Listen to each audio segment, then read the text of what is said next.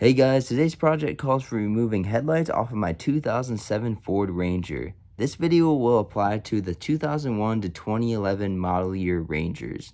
What you'll need for this project is a ratchet, a 7/32 socket, and some sort of pry tool. Now in case you didn't know, these Ford Ranger trucks, the headlights, they are composed of two main components.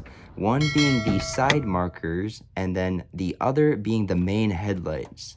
So what you'll need to do first is, Ford makes it pretty easy on you. They just have two metal levers that sit behind the headlights. You'll want to pry those up either using your hands or some sort of pry tool. Mine were pretty rusty being up north its whole life, so it did take a little bit of effort to get those unstuck.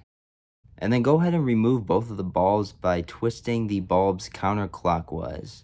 Next, go ahead and take your ratchet and that 7/32 socket and remove two bolts that the side markers are being held in with. Hopefully this video has helped you out so far, and here's a little extra funny clip that I want to throw in the video. Look at this big ass bug, bro.